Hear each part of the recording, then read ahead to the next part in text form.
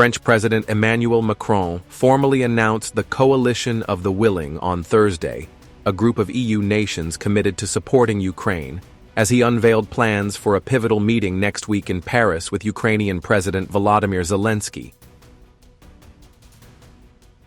We will hold a summit of the Coalition of the Willing next Thursday in Paris in the presence of President Zelensky, and we will finalize our work on short-term support for the Ukrainian army, on defending a sustainable and durable Ukrainian army model to prevent Russian invasions, and then on the security guarantees that European armies can provide. The gathering aims to finalize strategies to secure a lasting truce in the war with Russia, now grinding into its fourth year. The announcement comes amid a flurry of diplomatic moves, including talks scheduled for Monday in Saudi Arabia between Kyiv, Moscow, and the United States, which have left the EU racing to assert its influence. Macron emphasized that next Thursday's meeting would fine-tune efforts to ensure any truce is durable, reflecting the EU's determination to play a central role. The European Commission released a white paper yesterday that seems to me to fully meet the current objectives, with strong commitments, useful instruments, and a clear European preference, which is also a very profound change in doctrine, and we fought hard for it.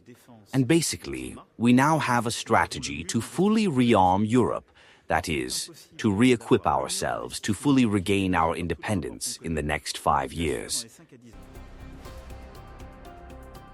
The French leader, who has previously signaled openness to deploying troops to Ukraine, underscored the bloc's commitment as U.S. President Donald Trump pursues a separate track with Russia, raising concerns among European leaders about being sidelined in the peace process.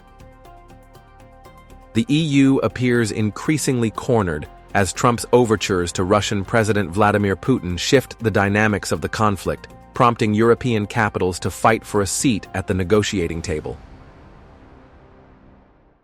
Outgoing German Chancellor Olaf Scholz, speaking at an EU summit, pushed for Ukraine's deeper integration into the bloc. He mentioned that Ukraine belongs to Europe, and its future lies within the European Union, reinforcing Berlin's vision for Kyiv's alignment with the West. We, of course, understandably are once again focused on the situation in Ukraine. Russia's war of aggression continues with a great degree of brutality, and it is therefore very important that during our discussions with President Zelensky today, we made it very clear that the European Union and I want to be very clear. 26 of the member states have made it clear that they are on the side of Ukraine, that Ukraine can continue to rely on them, that we will not abandon them. European Commission President Ursula von der Leyen echoed this resolve, stressing the EU's unified stance. A final remark on that one, because Ukraine's security is also European Union's security, Ukraine and its amazing defense industry will be able to participate in the joint procurement in SAFE. But as Ukraine's security is not just European Union security, but the whole of Europe's security, we also will open the possibility to associate partner countries to join the SAFE program. Yet, internal divisions persist. EU leaders agreed on a joint declaration, without Hungary's support, to increase military aid to Ukraine, but they rejected a $5 billion artillery shell package proposed by EU Foreign Policy Chief Kaja Kallas, opposed by France and Italy. So there's no need to be afraid of being together, because sometimes it turns out that we're right. The same story is playing out in the war these days.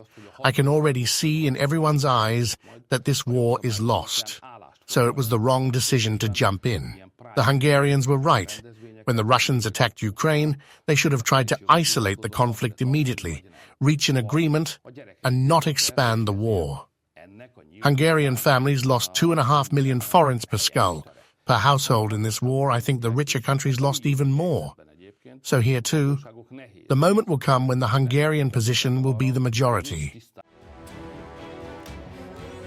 Zelensky, addressing the summit, pressed the EU to accelerate arms deliveries and maintain sanctions on Russia, accusing Putin of prolonging the war with unnecessary demands.